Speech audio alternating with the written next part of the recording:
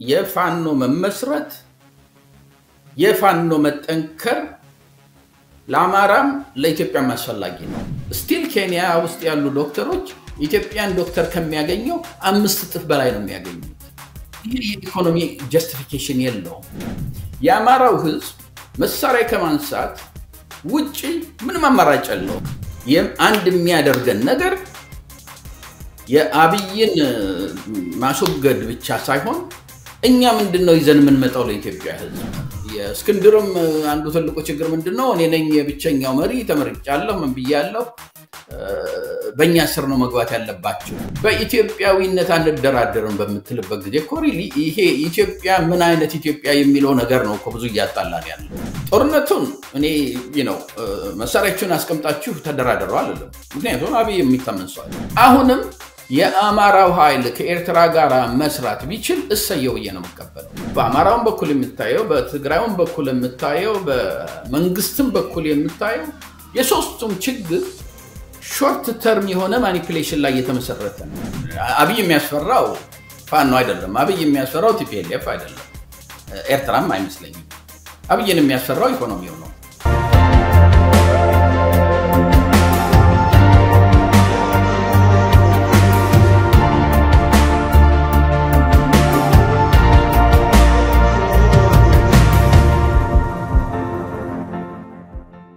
የባል ቅናሽ ሊጠናቀቅ ነው 40% በ3 አመት ከፍለው ቀሪውን 60% ደግሞ ቤቱን እየኖሩበት እስከ 20 አመት ድረስ በባንክ ቀስ ብለው የሚከፍሉበትን እድል ያመቻቸለው ዲኤምሲ ሪል ስቴት የፋሲካ በዓልን ምክንያት በማድረግ ቀድመው ለሚመጡ 20 እድለኞች እስከ 30% የሚደርስ ልዩ ቅናሽ አዘጋጅቷል በ8% ቅን መክፍያ ብቻ ማለትም ከ431 ሺህ ብር ጀምሮ በመክፈል ከባለ 1 እስከ ባለ 4 መኝታ በሚፈልጉት የካሬ አማራጭ ማግኘት ይችላሉ እንዲሁም የንግድ ሱቆችንም እየሸጥ እንገኛለን ይፍጠኑ ይደውሉ የድሉ ተጠቃሚ ይሁኑ ሰላም ጤና ይስጥልን ውድ አድማጭ ተመልካቾቻችን አንድ አፍታ ሙጋች የተሰኘው ዝግጅታችን ነው በዛሬው አንድ አፍታ ሙጋች ዶክተር ዮናስ ብሩን ይቀርባሉ እስከ ዝግጅታችን ፍጻሜ ከኛ ጋር ሁኑ ዶክተር እንግዲህ ፍቃደኛው ከኔ ጋር ለሞገት ስለቀረቡ እጅግ በጣም አርጌ አመሰግኖታለሁ እሺ እኔም አመሰግናለሁ ስለጋበዝከኝ መልካም ዶክተር እስቲ ወቅታዊ ነገር ትላንትና ብቅ ብለዋል እንግዲህ ፋኖ በተለያየ ጊዜ አንድ ድርጅት መመስረት አልቻሉም በየከባቢው ሁሉ በየከባቢው ነው ሜዳው እንጂ የጋራ የሆነ ነገር መሰብሰቢያ ቤት ማድረግ አልቻሉም ሲባል ስተች ነበር ትላንትና ደግሞ አንድ ዜና ሰማን አራት የፋኖ ኃይሎች የጎጃም የሸዋ የወሎና የጎንደር ተወሰነ ክፋዮቹ አንድ የጋራ ቤት መስርተናል የአማራ ፋኖ ብሔራዊ ኃይል የሚል መግለጫ ሰጥቷል እንደው ይሄ የተመሰረተው ኃይል ምናልባት ከዚህ ፊት ፋኖ አንድ መሆን አልቻለም መሄድ የሚገባው ነገር ያለደው አንድ ስላልሆነ ነው የሚለው ትችት ሊቀለብስ የሚችል ነገር ነው ወይ አሁን የተፈጠረው ትላንትና ተፈጠረችው ክስተት ማለት ነው እንዳው ከዚህ አንፃር እንዴት ያያሉ ብሎ ነገር ጥቅል ነገሩን ሐሳቦችን ይስጡኝና ከዛ በኋላ ባወሰጡ መግለጫ ውስጥ እያንዳንዱ ነጥብ ውስጥ ያለው ነገር እያነሳን እንከራከርበታለን ማለት መልካም መቀጠል ይችላል ዶክተር እሺ በመሰረቱ የዚህ አዲስ የተፈጠረው አራት የፋኖ አካሎች ወይንም ፋክሽን የምትላቸውን የያዘው ዩኒቲ በለው ወይንም ደግሞ ቅንጅት በለው በመሰረቱ it's a welcome development ጥሩ ጅማሬ ነው ነገር ግን ፋኖ አንድ መሆን አልቻለም አንድ መሆን እስካልቻለ ድረስ ደግሞ የትም መድረስ አይችልም ለሚለው ፍጹም መልስ አይደለም መልስ ያልሆነበት ምክንያት ፋኖ አንድ ሊሆን ያልቻለበት ምክንያት 4 ወይንም 5 ወይንም 6 ሰዎች መተው ስለተጨባበጡ ወይንም ስላልተጨባበጡ ወይንም ወንዝ ላይ ሄደው ስለተማማሉ ወይንም ስላልተማማሉ ሳይሆን መሰረታዊ የሆነ የተለያዩ የፖለቲካ ኃይሎችን ወደ አንድ ሊያመጣ የሚችል መሰረታዊ የሆኑትን እነዚህ ፋንዳሜንታል ፋክተርስ የምትላቸውን ማሟላት ባለመቻሉ ነው አሁን ማይንድ ዩ የፋኖ ችግር ምንድነው? እርስ በርስ የመጋጨት ኢቨን የመታኮስ ድረስ ደርሰዋል። እርስ በርስ መወነጃጀል ላይ ደርሰዋል። ትላንትና የተፈጠረው ያንን ፍጹም አድሬስ ማያደርገው። ምክንያቱም ፋኖ እርስ በርስ የሚጋጨው ያለው የእስክንድር ግሩፕ የሚባል አማራ ማነው ጎንደርም ውስጥ ጎጃምም ውስጥ ወሎም ውስጥ ሸዋም ውስጥ ኃይል አለኝ የሚለውና በተለያየ በጎንደር በጎጃም በሸዋና በወሎ ያሉ በእስክንድር ያልተካተቱ ኃይሎች መሐከል ያለ ፍትጊያ ነበረ፣ ውጊያ ነበረ፣ ወይንም ደግሞ እርስ በርስ መጋጨት መዘላለፍ እና ምንድነው አንዱን መኮነን ነበረ። ያ ነገር አልተፈታም እንዳለ ነው። አሁን የተፈጠረው ምንድነው? ተበታትነው የነበሩት እነዚህ አራት የተለያዩ ኃይሎች ወደ አንድ እንሆን አሉ። ግን ከዚህ ከእስክንድር ኃይል ጋር ያላቸውን ሊፈቱ የሚችሉበት ምንም አይነት ሜካኒዝምም ቬኒውም አልፈጠሩም። ያው በኃይል እንፈታዋለን የሚል አይነት ነው የሚታየው። በሁለተኛ ደረጃ የተመለከትከው ደግሞ ከነዚህ ራሳቸው አራቱ የተገናኙት ኃይሎች በርግጥ በሚሊተሪ ደረጃ እስክንድር ካለው ኃይል የበለጠ እንደሆኑ ብዙ ይወራል። አይ ቲንክ ያው እውነት እንደሆነ ይሰማኛል። ሆኖም ግን እነሱን ያመጣቸው ነገር ምንድነው ብለን የተመለከትን እንደሆነ እስካሁን ድረስ የተለያዩበት ምንድነው? እያንዳንዳቸው እኛንን ሌጂቲሜት እኛንን መምራት ያለብን ወደ 4 ኪሎ ገብተን ስልጣን እንወስዳለን የሚል ምኞት ተስፋ ወይንም ቅዠት ነበራቸው። ያ ሊሆን አልቻለም። ግፊት ላይ ነው ያሉት። in some areas in some respects ደግሞ መንግስትን ባያሸንፋቸውም ባይደመስሳቸውም ቅሉ እነሱ መንግስትን ገፍተው ከሁለት ዓመት በኋላ ወደ ኦፌንሲቭ መሄድ አልቻሉም። ስቲል ዲፌንድ ነው ራሳቸውን የሚያደርጉት። አንዳንድ ቦታ ላይ ሄደው ሂት ኤንድ ራን አለ።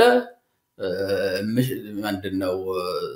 በመንገድ የሚያልፍን የመንግስት ኃይል መምታት ተመልሶ ወደ ጫካ ወይንም ወደ ተራራ መመለስ አለ። ሆኖም ግን ከሁለት ዓመት በኋላ እንኳን ትልቅ የምትለውን ከተማ አይቀርና መሐከለኛ የሚባሉ ከተማዎችን ይዘው በቁጥጥራቸው ስር ማዋል ባለመቻላቸው በትንንሽ ከተማም ውስጥ መንግስት ሲመጣ የመሸሽ የመታኮስ አንዳንዴ የማሸነፍ በዛ ውጊያ ላይ አንዳንዴ ተሸንፎ ወደ ኋላ ማፈግፈግ በሚመጣበት ጊዜ ተመኝተውት የነበረው 4 ኪሎ እንገባለን ብለውበት የነበረው ምኞት እየቀዘቀዘ ሲመጣ አሁን የምናየው ነገር ከዛ በቃ ከተበንደነው ለብቻችን የትም አንደርስ ከሚል ከተስፋ መቁረጥ የተነሳ ነው። that's good ይሄ በተስፋም ቆርጠው ይሁን በተስፋም ይዘው ይሰንቀው ይሁን ይሄንን ነገር ግን ሲፈጥሩ መሟላት የነበረባቸው ነገሮች መኖር ነበረባቸው። እነዚህ ምንድነው አንድ የሚያደርገን ነገር የአብይን ማስወገድ ብቻ ሳይሆን እኛ ምንድነው ይዘን የምንመጣው ለኢትዮጵያ ህዝብ፣ እኛ ምንድነው ይዘን የምንመጣው ለአማራው ህዝብ፣ ለአማራው ህዝብ በመጀመሪያ ለሌላው የኢትዮጵያ ህዝብ ሙሉ የኢትዮጵያ ህዝብ የኛ አንድነት ይሄ ነው ስትራቴጂያችን፣ ይሄ ነው መነሻችን፣ ይሄ ነው መድረሻችን፣ ይሄ ነው ሮድ ማፓችን ወይንም ፍኖተ ካርታችን በሚል ፕሪንሲፕልድ በሆኑ ኦርጋናይዚንግ ፕሪንሲፕል ልትለው ትችላለህ፣ ፊሎሶፊካል ፋውንዴሽን ልትለው ትችላለህ፣ የፖለቲካል አውትሉክ ልትለው ትችላለህ። ኤንድ ጎል ምንድነው የምንፈልገው? መንግስትን ማውረድ ነው። መንግስትን ስናወርድ ምን አይነት መንግስት ነው የምንፈጥረው? የምንፈጥረው መንግስትስ ከሌሎቹ ጋራ የሌሎቹ ድምጽ መቼ ነው የሚገባበት? እነዚህን ሳትፈታ የምታደርጋቸው ነገር ሲሮጡ የታጠቁት ሲሮጡ ይፈታል አይነት ሁኔታ ነው የሚኖረው። ስለዚህ አሁን የተደረገው ነገር ጥሩ ሆኖ ያለ በጣም ብዙ ይቀረዋል። ሜቢ እንግዲህ ጥያቄውን እያነሳል ልትሄድ ትችላለህ። መልካም አዎ ወደሱ እንመጣለን። አሁን የፈለኩት ነገር ምንድነው እንደው እንቅስቃሴው የተደረገው ነገር ራሱ እንዴት ይታያል ከሚለው ነገር ነው። አንድ ሶስት ነገሮች እየተነሱ ነው ያሉት። የመጀመሪያው በጣም እነዚህ ኃይሎች አንጻራዊ የተሻለ የተደራጀ ጦር ያላቸው ኃይሎች ናቸው በወሎ አካባቢ የሚንቀሳቀሱም በጎጃም አካባቢ የሚንቀሳቀሱም ቢሆን የተሻለ አቅም ያለው ስለሆነ ለትግሉ መልካም የሆነ አስተዋጽኦ ሊያደርግ ይችላል የሚል ጋፍ እንዲሁ አንድ ላይ ሆኖ አራቱ ሰዎች ቁጭ ብለው አብረው ማውራታቸው የሚያነሱ ሰዎች አሉ በአንጻሩ ደግሞ ሃይ እነዚህ ድርጅቱ መመሰረቱ እንዳው ድርጅት መሰረትን ተብሎ በሚዲያ ላይ መጫጫው ፕሮፓጋንዳ ከመስራት የዘለለ አራት ሰው ስለተገናኘ በአራቱ ስር ያሉት እንኳን ሰራዊት አንድ ላይ ባልተዋሃዱበት ልዋሃዱ እንኳን በማይችሉበት ሁኔታ ውስጥ ለምን እንግዲህ አራቱም ሰራዊት የተለያየ አካባቢ ነው ያለው አራቱም ሰራዊት የራሱን መሪ ነው ያለው እነዚህ ራሱ አንድ ላይ አምቶ እስካልተዋሃደ ድረስ እንደ ዘይትና ውሃ ተለያይቶ ስለሚቀመጡ በማንኛውም ሰዓት ላይ ለመለያየት በቂ የሆነ ሁኔታ ውስጥ ስላለ ከፕሮፓጋንዳ የዘለለ ምንም አይነት ለትግሉ ጠብ የሚል ነገር የሚያመጣ ነገር የለውም ብሎ የሚከራከሩ ወገኖች አሉ በሶስተኛ ደረጃ ግን አዲስ ሀሳብ መጥቷል ኦኬ አራት ሆኖ እንደዚህ ጥምረት መፍጠራቸው ራሱ በእንደዚህ አይነት ነገር ነው እንደመንጣታቸው ራሱ ምናልባት ጦርነት ማንንም አሸናፊ ሆኖ እየወጣበት አይደለም በድርድር እንዲቋጭ ይፈልጋል የአማራ ህዝብ ችግር ውስጥ እየገባ ነው ያለው ከምንም በላይ ስለዚህ ለድርድሩ ምቹ ሁኔታ ሊፈጠር ይችላል የሚል ሐሳብ ያነሱ ነው ያለው እርሶ በዚህ ላይ ምንድነው ያለው ሐሳብ እስቲ አወል ሶስቱም አሁን ያነሳቸው በተወሰነ መልኩ ይንጸባረቃሉ I think ይሄኛው ከዚህኛው ያመዝናል ለማለት ትንሽ ያስቸግራል በመጀመሪያ ደረጃ ግልጽ መሆን ያለበት የፋኖ መኖር የፋኖ መመስረት የፋኖ መጠንከር ለአማራም ለኢትዮጵያም አስፈላጊ ነው ምክንያቱም በአሁኑ ጊዜ ያለው መንግስት አገሪቷን ወደምትፈርስበት እየገፋ ነው ያለው በኢኮኖሚ የተመለከተው እንደሆነ በፖለቲካ የተመለከተው እንደሆነ ከጥግ እስከ ጥግ ጦርነት በመጫር የተመለከተው እንደሆነ ፍጹም ብቃትም ያለው አይደለም አርመኒያዊነት ባህር ያለው አርመኒያዊነት ምልበት ምክንያት አለኝ ያም ምንድነው በመጀመሪያ ደረጃ የኦሮሞ ፖለቲካ ይሄንን ምለው በአሁኑ ጊዜ ስልጣን ላይ ያሉት የኦሮሞ ኃይሎች ናቸው አሁን የኦሮሞ መንግስት አይደለንም መባል ተጀመረ እንጂ የዛሬ 2 አመት 3 አመት እነ ጀወር እነ እስቃኤል ጋቢሳ እነ ማነው ስሙ ሄኖክ ጋቢሳ የመሳሰሉት ለብዙ ለኦሮሞ ተናጋሪ ነን የሚሉት እነ ሽመልስ አብዲሳን ጨምሮ የኦሮሞ መንግስት ነው እንዲሁም ሽመልስ አብዲሳ ያለው የኦሮሞ መንግስት ነው ካሁን በኋላ ኢትዮጵያ ውስጥ ፕራይም ሚኒስተር የሚሆነው ኦሮሞ ብቻ ነው ኦሮሞም ባይሆን እንኳን ኦሮሞ ለኛ ይጠቅመናል ብሎ የሚያስቀምጠው ሰው ነው ብቻ ነው የሚሆነው የሚል ነበር ስለዚህ አሁን ያለው መንግስት ኦሮሞ መንግስት መሆኑ ምንም የሚያጨቃጭቅ አይደለም አርመናዊነት መጣ የሚለው ምንድነው የፖለቲካል ሳይኮሎጂ የፖለቲካል ቲዮሎጂ ይሄ የኦሮሞ ሙቭመንት ከኦኤልኤፍ ጀምሮ ከ50 አመት ጀምሮ ያለው በጥላቻ ላይ የተመሰረተ ነው በብሶት ላይ የተመሰረተ ነው ያያቶቻችንን እናቶቻችንን የሴቶቻችንን ጦት የቆረጡ ህዝቦች ናቸው ጨካኞች ናቸው እነሱም ማጥፋት አለብን ከሚል የተኮተኮተና ያደገ በአሁኑ ጊዜ በስልጣን ላይ ያለው ያን አይነት ቂም ይዞ የመጣ ኃይል ስለሆነ ኢትዮጵያ ካሁን በፊት አይታ የማታቀው አይነት ይሄ በዘር ፖለቲካው ብቻ የመጣ አይደለም በቲፒኤልኤፍም ጊዜ የዘር ፖለቲካ ነበር ግን እንዲህ አይነት ጭካኔ እንዲህ አይነት አረመኔነት እንደዚህ አይነት መጥፋትና ማጥፋት ኢትዮጵያ አይታጣቅም ስለዚህ ያንን ለመቋቋም አንድ ኃይል ያስፈልጋል በአሁኑ ጊዜ ደግሞ በመጠኑም ያንን ኃይል ይዞ የተነሳው ያማራው ኃይል ነው ጥሩ ያዙልኝ እዚህ ነጥብ ላይ ማለት ነው አንድ ኃይል ያስፈልጋል የሚለው ከሱ በፊት ግን ግልጽ ማድረግ ያለበት ሁለት ነገር ግን አንስቷል አንደኛ ይሄንን ጥላቻን መሰረት ያደረገ ያው የብሔር ፖለቲካ ነው በኢትዮጵያ ውስጥ ማንንም ያንሳ ማንንም የብሔር ፖለቲካ የሚቀነቀነው እነሱና እኛ ከሚለው አንፃርና ጨቁኖናል በድሎናልና አንዳም አልፎ ተርፎ የሉና ጋርጦብናል እስከማለት ድረስም እየተከደ ነው ያለው ነገርና ይሄ በአጠቃላይ እዛኛው ቤት እዚህኛው ቤት ያለው ሳይሆን ቲፒኤልኤፍ መነሻው መጀመሪያ የብሔር ፖለቲካን ሲያመጣ እንዴት አርጎ አማራን ሰይጣን አርጎ እንደፈጠረና እንቅስቃሴ እንዳመጣ የሚታወቅ ነገር ነው ስለዚህ ሁሉም የብሔር ፖለቲካ አራማጆች ከዚህ ነገር ንጹህ ነው ማለት ይቻላል ወይ የንትና ያለው የንትና ቀበጣ ትንሽ ነው ማለት እንዴት ነው ሚዛኑን ማስቀመጥ ነው እሱ ምንም እንትን ሚል አይደለም ቀደም እኮ አልኩ ቲፒኤልኤፍ 27 ዓመት ገዝቷል በቲፒኤልኤፍ ጊዜ የትግራይ መንግስት ነበር ምንለው ከዛ በፊት ያለውን የጃንሆይንም የንጉሰ ነገስቱንም ከዛ በፊት ያሉትንም እነ ዮሐንስንም እናት ዮሐንስ እነ ቴዎድሮስንም እነ ሚኒሊክንም የአማራ መንግስት ሲባል የነበረበት ጊዜ ነው በአሁኑ ጊዜ ያለው የኦሮሞ መንግስት ነው ጥያቄው ምንድነው ለምንድነው ቲፒኤልኤፍ ያስተዳደረው አሁን ባለው እሱ ላይ ነው ዶክተር እኮ ግልጽ ማድረግ እኮ ያለብን እንደማለት ለምሳሌ የአድግ ዘመንን የቲፒኤልኤፎች መሪ ስለነበረው የቲፒኤልኤፍ ገዢ ወይ ደግሞ አንዳንዶቹ የትግራይ መንግስት ብሎ እንደሚያስቀምጡ ይሄኛውንም እንደማለት ነው ወይስ በተጨባጭ አሁን ያለው መንግስት የኦሮሞ መንግስት ነው ብሎ ኮንክሉድ የተደረገበት ነገር አለ ነው እሱ ማለት ደፍሬም ማለት እንችላለን ወይ እሱ ነገር ነው of course ያማር የንጉሰ ነገስቱ መንግስት ያማራ መንግስት ካልክ የሚኒሊክ መንግስት ያማራ መንግስት ካልክ በአሁኑ ጊዜ ያለውን አንድ ፈራጅ ቆራጭ አንድ ንጉስ ያለው ሁሉን ነገር የሚወስነው ባለበት ጊዜ የለም ይሄ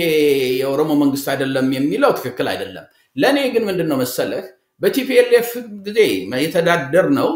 ወይንም ኢትዮጵያ የተዳደረችው በአሁኑ በዘር ፖለቲካ ባለው ኮንስቲቲዩሽን ነው ለ27 ዓመት ቲፒኤልኤፍ ወይንም የትግራይ መንግስት በመራበት ጊዜ እንዲህ አይነት አርመኒነት ኢትዮጵያ ውስጥ አልታየም እንዲህ አይነት የዘር ጥፋት ይሄ አንዱ ባንዱ ብቻ እኮ አይደለም በሶማሌና በኦሮሞም ተደርጓል even though አማራ ሁሉ ጊዜ ታርጌት ቢሆንም ቅሉ ኦሮሞም ትግራይም ላይ የደረሰውን አይተናል በዚህ በ6 ዓመት ውስጥ ያለው የጠፋው ህዝብ የሞተው ህዝብ የተባረረው ህዝብ የተፈናቀለው ህዝብ ለምንድነው የበዛው ከቲፒኤልኤፍ የ27 ዓመት ኃጢያት በኦሮሞ መንግስት ጊዜ በ6 በ7 ዓመት ውስጥ ለምን በዛ ያልክ እንደሆነ በቲፒኤልኤፍ ጊዜ አንድ ጎል ነበራቸው መብዛቱ ላይ እኮ እሱ እኮ ያከራክራል እኮ እርግጥ ነው ኃጢያት ማወዳደር ራሱ አግባብ አይደለም ኃጢያት ነው በማንንም ይደረግ በማንንም ጊዜ ይደረግ ነገር ግን ቁጥር ማወዳደር ካወዳደርን ራሱ ምንድነው የሚያሳየው ገላጭነት ለምሳሌ ቅድም እርሶም አንስተዋል በቲፒኤልኤፍ መጨረሻ አካባቢ እኮ ሞርዛን እኮ 1 ሚሊዮን እኮ ኢትዮጵያኖች ናቸው እኮ ዜጎች ናቸው ሶማሊያ ክልል ተፈናቅለው እስከ ዛሬ ድረስ ቆርቆሮ ቤት ውስጥ እኮ በየከተማ ኑሮ ግራ ገብቷቸው እየኖሩ ያሉት ማለት ከቀያቸው ተፈናቅለው እዚሁ ኑሮን ወደ ቀያቸው ያልተመለሱበት መንገድ ማለት ከዛ በፊት በተለያየ ጊዜ ከጉራ ፈርዳ ጀምሮ ከአርባ ጉጉ ጀምሮ ምን ሲደረግ እንደነበረ ከሰብስቤ ዋሻ ጀምሮ ወለጋ ላይ ምን ሲሆን እንደነበረ የምታወቅ ነገር ነው ኃጢያትን ግን አናወርም በዛ ምለው ራሱ ምን ሐላ ሳማኝ ነው ምን መሰለህ እንግዲህ የሞተውን ቁጥር ብታይ የተፈናቀለውን ቁጥር ብታይ ኦኬ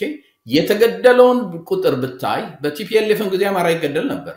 ብዙ ቦታ ላይ ሲስተሚክ በሆነ መንገድ ቁጥር ነው ይሄ ዳታ ነው ምንከደው ነገር አይደለም ኤኒዌይ አሁን ወደ ዋናው ቁጥራችን ለመመለስ ይሄንን ያነሳውበት ምክንያት ምንድነው ያማራው ህዝብ መሳሪያ ከማንሳት ውጪ ምንም አማራጭ የለውም አክቹአሊ ያማራ ህዝብ በአሁኑ ጊዜ ፋንዳሜንታል የሆነ የፖለቲካ ሪፎርም ለኔ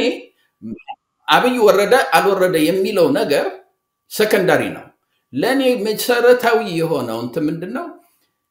የኢትዮጵያ ህዝብ አብሮ ሊኖር የሚችልበት የዲሞክራቲክ መንግስት ጋርድ ሬል ያለው አንዱ አምባገነን ሆኖ አንዱን የማይጨቁንበት መንግስት እንዴት እንፍጠር የሚለው ነው in that process አብይ ከስልጣን ቢወርድ ወይንም in that process አብይ ስልጣን ላይ ቢቆይ ለኔ ያ ሰከንዳሪ ነው ሆኖም ግን ያ ነገር ሳይስተካከል አሁን አንዳንድ ሰዎች ለምሳሌ ብዙ ጊዜ አንተም ሾው ላይ ሰማለሁኝ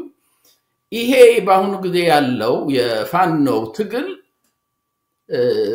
አይዘር መሰረተ ቢስ ወይንም ደግሞ ጦርነት በፈለጉ ሰዎች ብቻ የተጀመረ ነው ይሄ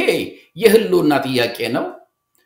ያማራውን ህልውና ለመጠበቅ የተነሳ ነገር ነው። ከኔ ከፋኖ ጋር ያለኝ ችግር አሁንም ያለው ችግር ምንድነው? ኃይል አለው፣ ብዙ መሳሪያ አለው፣ ብዙ የህዝብም ድጋፍ አለው፣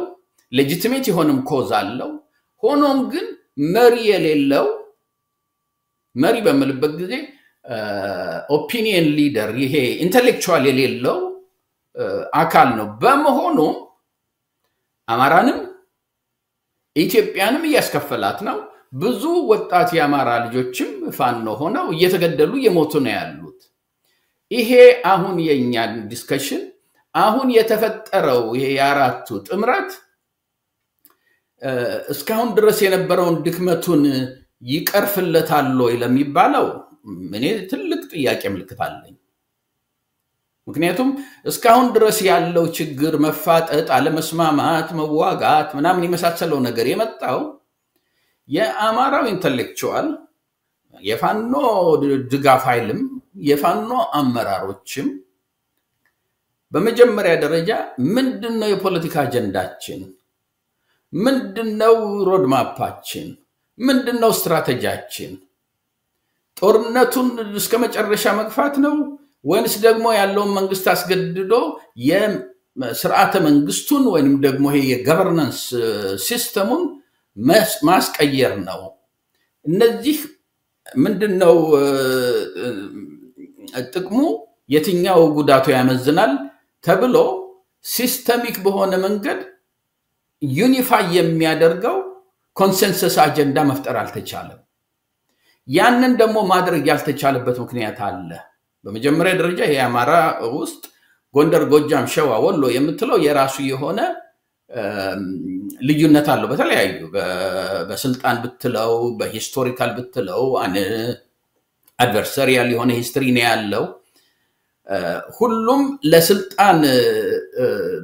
እኔ ነኝ ስልጣኑ የሚገባኝ የሚል ያ የመጀመሪያው ስተቱ ነው።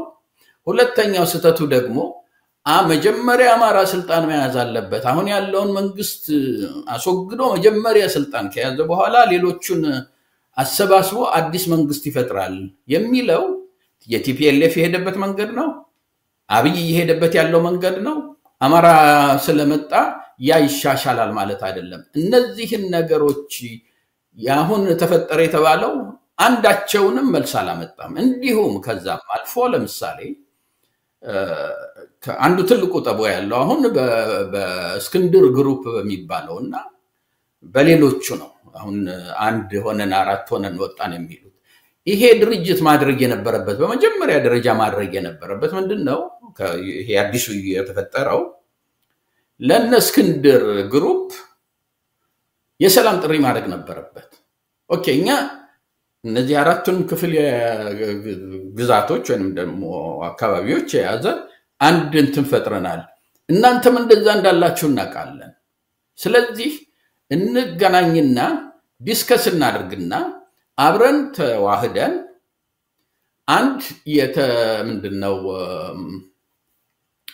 ሁላችንንም የሚይዝ ነገር እንፍጠር። በመጀመሪያ ደረጃ ያንን ከማድረግ ይልቅ ምንድነው ያሉት? ሌሎቻችሁ መታችሁ ከኛ ጋር እንድትቀላቀሉ ሚኒንግ እኛንን ዋናው በእኛ ስር ግቡ ወይንም ደግሞ በእኛ ስር ተካተቱ ነው። የእስክንድርም አንዱ ትልቁ ችግር ምንድነው? እኔ ነኝ የብቸኛው መሪ ተመርጫለሁ ምን ብያለሁ፣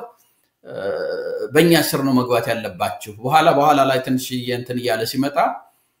ምንድነው ያለው? ኦኬ የኛ ችግሩ ምንድነው? እነሱ አንድ ሆኖ መምጣት ስላልቻሉ ነው። አንድ ሆኖ ከመጡ በኋላ ልንስማማ እንችላለን፣ ልንሰበሰብና ዲስከስ ልናደርግ እንችላለን ብሎ ነበር። ያንን አለማድረጋቸው አንዱ ስህተት ነው በእኔ አመለካከት።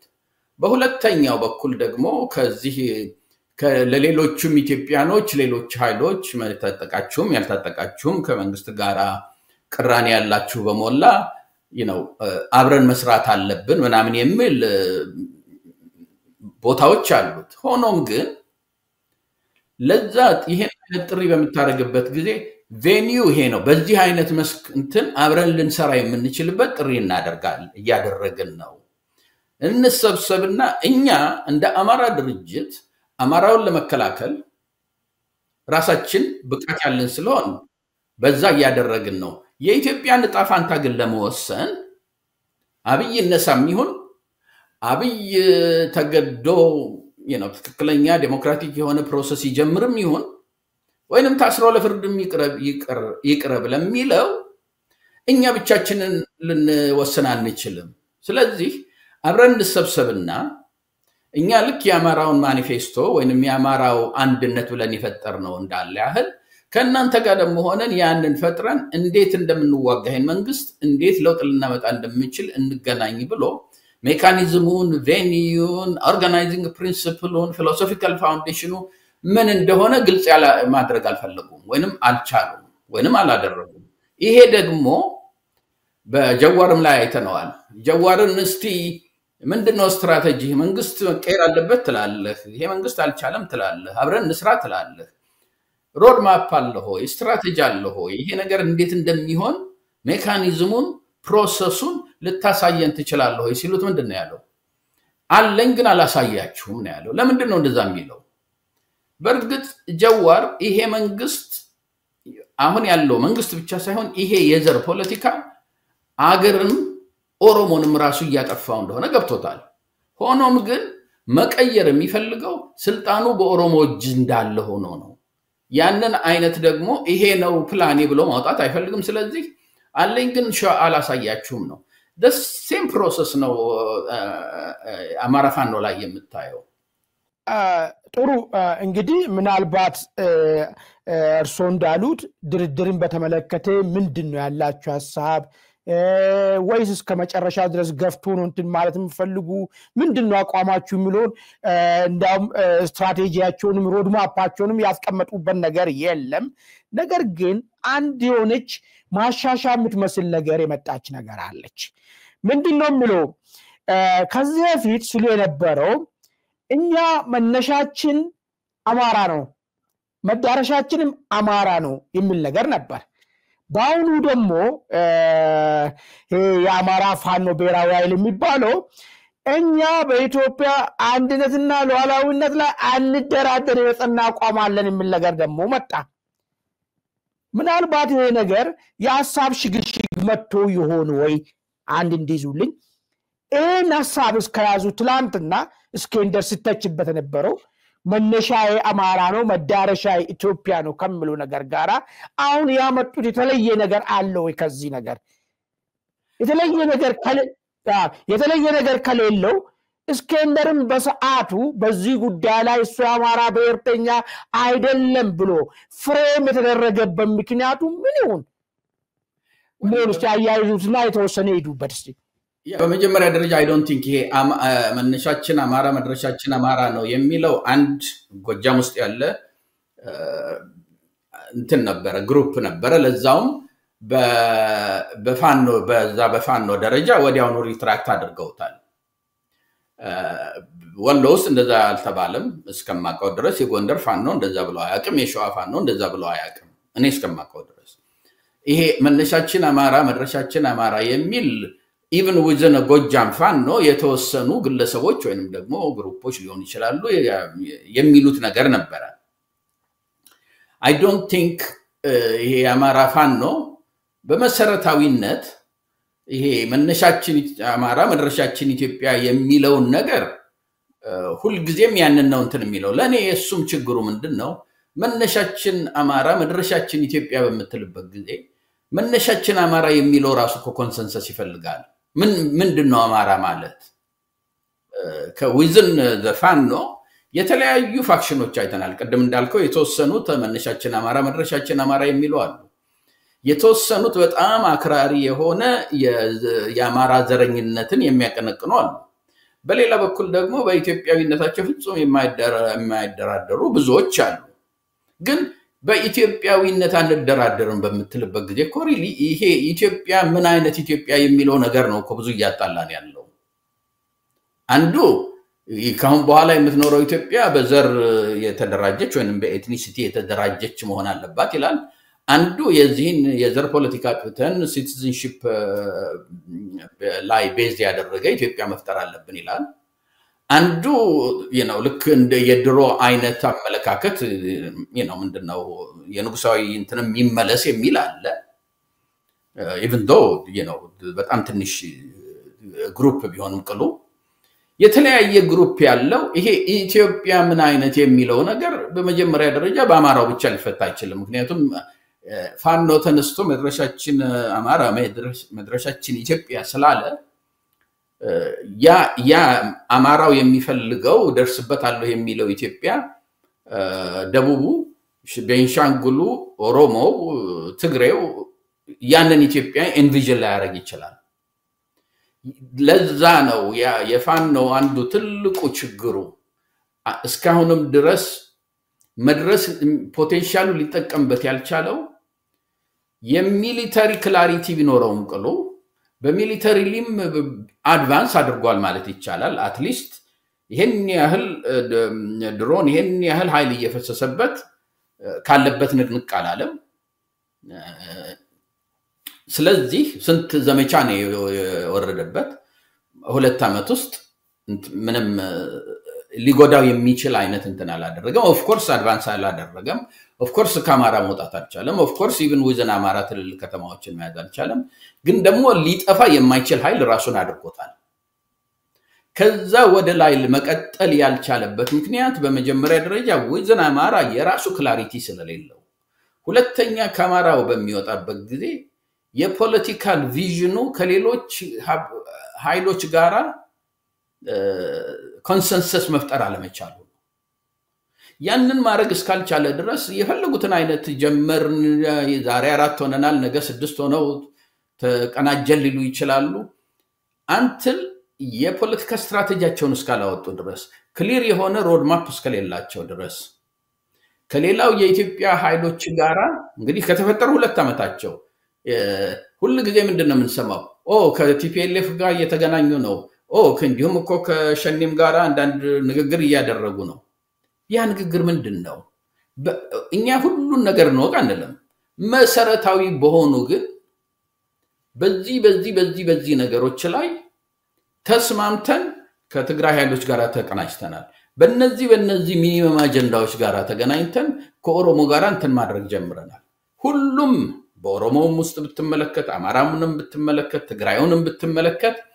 ሁሉም ፎከስ ያደረገው ሾርት ተርም ስትራቴጂ ላይ ነው ሾርት ተርም ሜካኒክስ ላይ ነው እንዴት አድርገን ነው አሁን የመንግስት መዳከም እንዲገፋ አድርገን የኛን ኃይል ወደ ስልጣን የምናስጠጋው ነው በትግራይን የተመለከክ እንደሆነ አሁን የቲፒኤልኤፍ አጀንዳ ምንድነው እንዴት ነው እነዛ ሁለት ምንድነው ራያንና ወልቃይትን ማስመልሰው ከዛ በኋላ ደግሞ በኢትዮጵያ ላይ ናሽናል ፖለቲክስ ላይ ማርጂናላይዝድ ስለሆንኩኝ አጋር ብሔር ስለሆንኩኝ እንዴት አድርጌ ነው ኢንፍሉዌንስ ሊኖረኝ የሚችለው ተመልሼ ስልጣን መያዝ አይደለም እሱ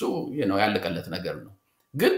እንዴት ነው አትሊስት የአገሪቷ አጣፋንታ ላይ የራሴን የሆነ ድርሻ ኮንትሪቢዩት ማድረግበት ትግራይን የማይጎዳ ፖሊሲ እንዲወጣ የማደርግበት የሚለው ያችን ለማድረግ ምን አይነት ጨዋታ መጫወት አለብኝ የሚል ነው እንጂ ሎንገር ተርም ለትግራይም ለአማራም ለኢትዮጵያም ለኦሮሞም ለሁሉም ሰላም የሚያመጣ እንትን አይደለም በሴም ወይ አማራን እንትን የተመለከተ እንደሆነ አሁን እኛንን መሳሪያ ያለን አብይ እንደሆነ በእኛም ባይወድቅ በራሱ ወይንም በኢኮኖሚው ወይንም ራሱ ኃይሉ ክዶት በቅርብ ሊፈርስ የሚችል መንግስት ነው ስለዚህ እንግፋ ያንን ካደረግን ስልጣን ይዛለን ስልጣን ከያዝን በኋላ የራሳችንን ኮአሊሽን እንፈጥራለን ያው ከኛ ጋር መስራት የሚፈልገውን ወይ በጥቅም ወይ ከኛ ጋር ባስተሳሰብ የሚመሳሰለውን ሰብስበን እኛ የምንፈልገውን አይነት መንግስት እንፈጥራለን ነው ይሄ በመንግስት በመንግስትም በኩል የተመለከከው እንደሆነ ዘሴም አይነት ቁማር ነው የሚጫወቱት ያሉት አሁን አማራን እንዴት አድርጌ ላዳክመው ትግራይን እንዴት አድርጌ ሚሻጠር ልስራ ኦሮሞን እንዴት አድርጌ አዳክሜ መጨረሻ ላይ ሶስቱንም ወይ እርስ በርሳቸው አባልቼ ወይንም ደግሞ ውስጣቸውን ሸርሽሬ ስልጣኔን እንዴት ለያዝ የዛሬዋ ዝቹ ላይ ነው in the process አገሪቷ ወደምትፈርስበት ቦታ እየሄደች ነው በኋላ ላይ እና ድናት እንኳን ቢሉ እነዚህ ሶስት ኃይሎች ወይንም አራት ኃይሎች መንግስት የአማራው የኦሮሞው እና የትግራዩ ባይንድ ላርጅ እና ድናት እንኳን ቢሉ የማይችሉበት ደረጃ ላይ እየደረስን ነው ያንን ነው ህዝቡም መገንዘብ ያለበት እኔ አንዳንድ አሁን ለምሳሌ አንተ ፕሮግራም ላይ ላስት ታይም ፕሮፌሰር ማን ነው ዳኛቸው ቀርቦ ይናገር የነበረው እኔ በጣም ብዙ ማከረው ሰው ነው ብዙ ሚለው ብዙ የሚጥመኝ ሰው ነው ወይንም ነበር ማለት ይችላል አይ ቲንክ በጣም ዋን ሳይድድ የሆነ አመለካከት ነበር የፋኖች ድክመት ላይ ፎከስ ያደረገ ነው yes የፋኖች ድክመት ብዙ መስማማበት ነው ግን የመንግስት ድክመት ነው ያንን ያመጣው የመንግስት አምባገነንነት ነው የመንግስት ጨካኔነት ነው የመንግስት አረመኔነት ነው የመንግስት ገዳይነት ነው ስለዚህ ይሄ መንግስት ያብይ መንግስት ማንንም ሊያምነው የማይችለው መንግስት ስለሆነ ከሱ ጋራ መተህ ለሱ መሳሪያ ያስረክበህ በሰላም ካብይ ጋር እንታገል ማለት ሪሊ ራስህን ለጭዳነት ማቅረብ ማለት ነው ስለዚህ እነዚህም በሞላ ባንድ ላይ ማየት መቻል አለብን የኛ ችግሩ ምንድነው አማራን አትንኩብኝ ይላል እኔ የሚደርስብኝ እንትን ሁሌም የምትሰማው ነገር ነው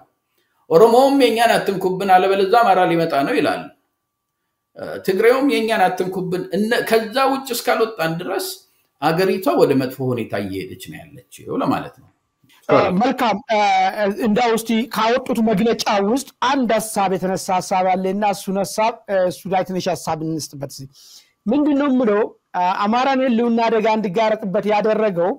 መዋቅራዊ ችግርና የትርክት ችግር ነው ይላል እንግዲህ በሚገርም ሁኔታ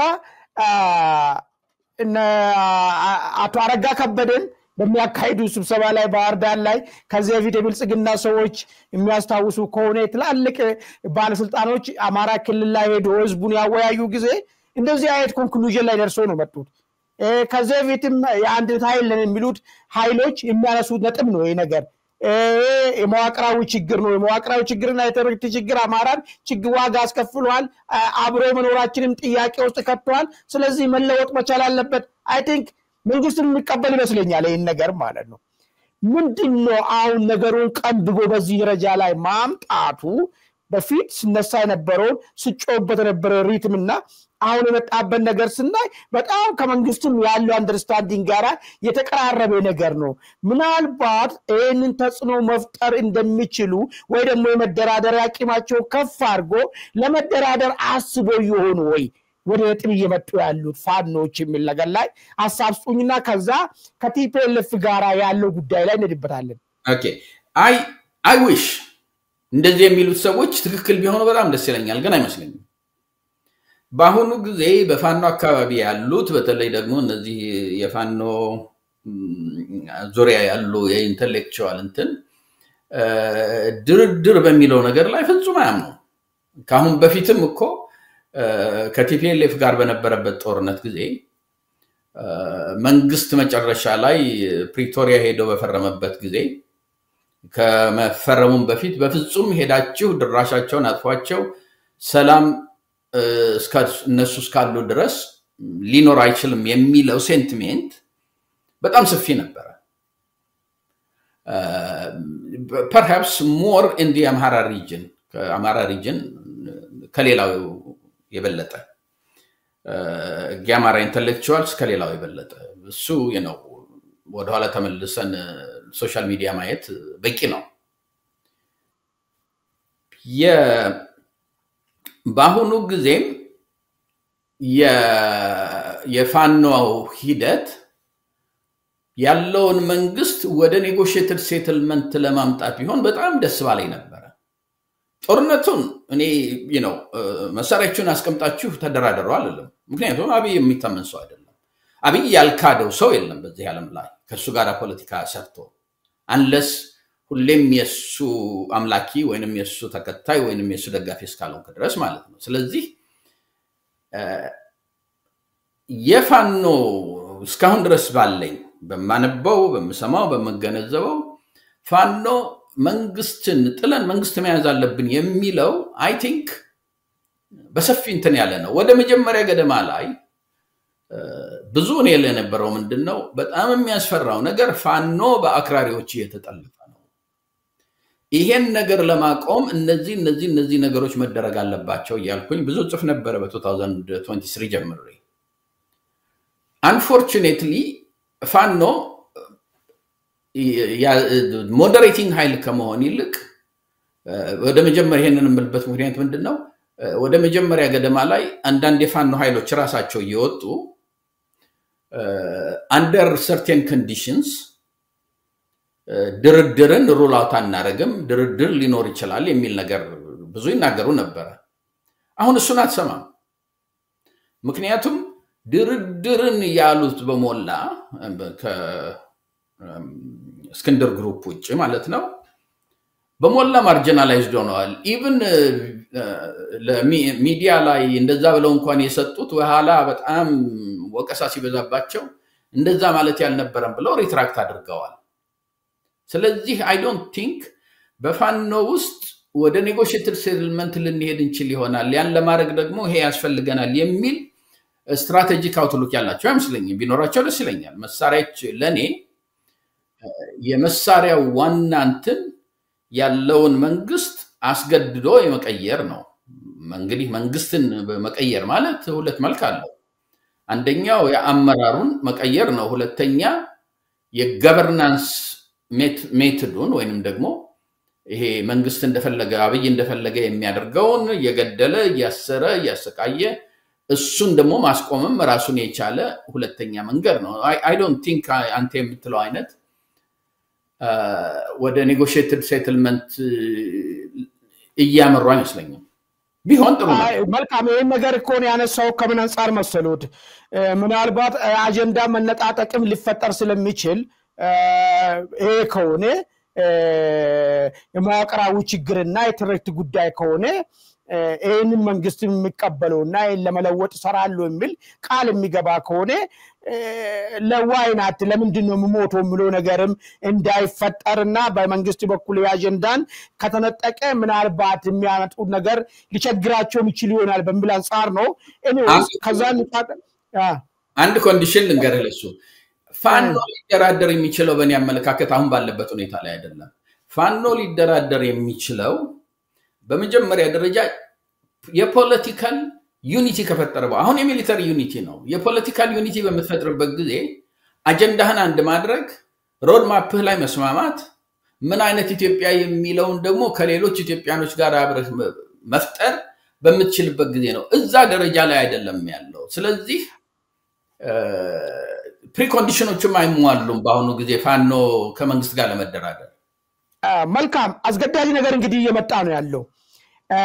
ዋት ባለፈ የወልቃይትና የራያን ጉዳይ በተመለከተ ጀነራል ታደሰ ክሊር የሆነ አቋማቸውን አስቀምጧል ይሄንን ነው አሁን ቅድሚያ ስራችንን ማርገን የምንሰራው በዚህ ጉዳይ ላይ ምንም እንደራደር ነገር የለም በሬታችን እናስመልሳለን ወደ ቀደመው ግዛቱ ይመለሳል የሚል አቋም አንስቷል ምናልባት ፋኖን በተመለከተ አንዳንድ ሰዎች ፋኖ በወልቃይት ላይ ኮምፕሮማይዝ አድርጎ ከዋት ጋር ሊሰራ ይችላል የሚል ነገር ሲያነሱ የነበሩ ሰዎች ነበሩ ትችት ማለት ነው አሁን ተመሰረተ የተባለ ድርጅት ደግሞ በዋይት እንደ ብላክ ነው ቁጭ አድርጎ ያስቀመጠው መዋቅራዊ ችግሩና ትርክቱ ያመጣው ችግር አማራ ደጋ ውስጥ ከተዋል ስለዚህ ነጠለምት ነራያና ወልቃይትና ተመሳሳይ በአገሪቷ ውስጥ ያሉ እንደዚህ ጥያቄዎችን ለማስመለስ እንታገላለን ነው የሚለው ገር ቀምጧል ስለዚህ ዋትና ፋኖ ፊት ለፊት ሊገናኙ የሚችሉበት ሁኔታዎች እየተፈጠረ ያለው በዚህ ሀገር ፖለቲካ ውስጥ በሌላ በኩል ደግሞ ዋትና ኤርትራ መካከል የተጀመረ ግንኙነቶች አሉ በምስጥር ነበረ ይሄን በተደጋጋሚ አቶ ጌታቸውም ሲገልጹ ነበረ ፌደራል መንግስቱም ጀነራል ታደሰን ሲሾም በአስቸኳይ ሄዶ ይሄንን ጉዳይ ነው የሚያቆሙት ተብሎ ሁሉ ከስራ ትዕዛዝ ውስጥ አንዱ ተብሎ የተቀመጠ ጉዳይ ነው ሊቆም አልቻለም አልፎም ተርፎ አክቲቪስቶቻቸውን ከአስመራ ወደ ትግራይ ከተሞች ከትግራይ ደግሞ ከተሞች ወደዛ እየተላላከ